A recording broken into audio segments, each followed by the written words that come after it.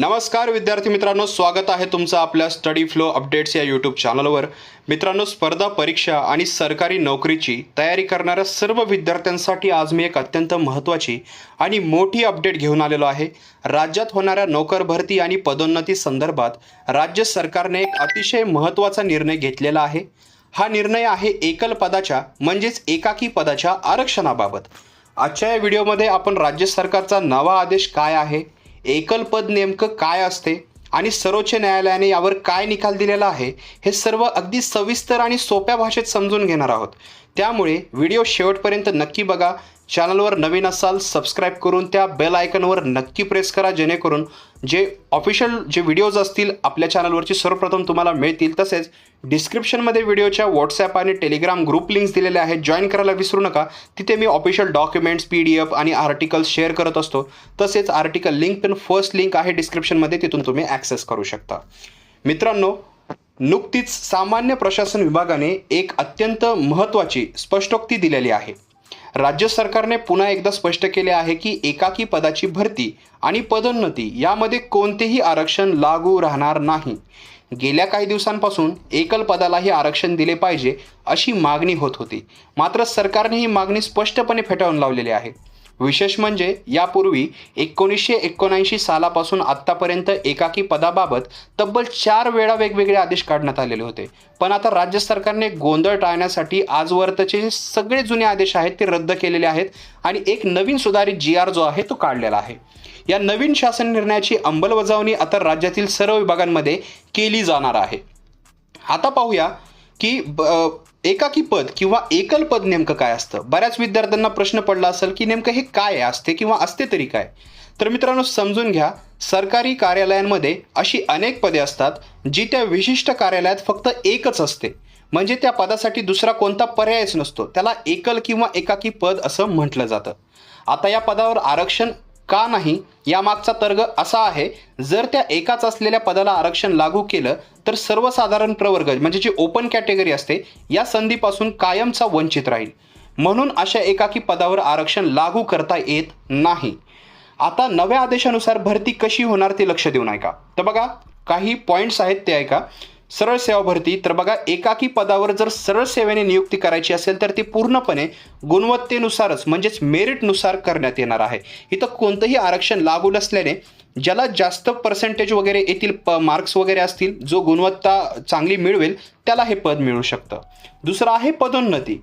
जर एखाद्याला या पदावर प्रमोशन द्यायचं असेल तर त्यासाठी केवळ ज्येष्ठता आणि पात्रता विचारात घेतली जाईल, म्हणजे सिनियरिटी आणि एलिजिबिलिटी पाहिली जाईल। आणि तिसरा एक पॉईंट येतं अनुशेष, ज्याला बॅकलॉग म्हणलं जातं। सर्वात महत्त्वाची गोष्ट म्हणजे जेव्हा या पदाला आरक्षणच लागू होत नाही तेव्हा अनुशेषाचा प्रश्न निर्माणच होत नाही, म्हणजे बॅकलॉगचा प्रश्नच निर्माण होत नाही। मित्रांनो, हा जो नवा आदेश आहे तो फक्त मंत्रालयापुरता मर्यादित नाही आहे। हा आदेश खालील सर्व संस्थांना लागू होतो। तो कोणकोणत्या संस्था आहेत तर सर्व शासकीय आणि निमशासकीय कार्यालय, सर्व मंडळे आणि महामंडळे, तसेच ग्रामीण व शहरी स्थानिक स्वराज्य संस्था जसं ग्रामपंचायत असतं, नगरपालिका इत्यादी, शासकीय अनुदान प्राप्त संस्था आणि विद्यापीठे, तसेच सर्व सहकारी संस्था आणि शासकीय उपक्रम। तर हे जे सर्व संस्था आहेत या सर्व संस्थांमध्ये हे जो आदेश आहे तो लागू होतो।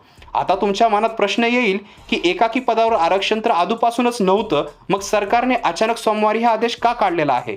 तर या मागचं कारण असं आहे की काही विभागांनी या एकाकी पदांच्या भरतीबाबत सामान्य प्रशासन विभागाकडे मार्गदर्शन मागितले होते।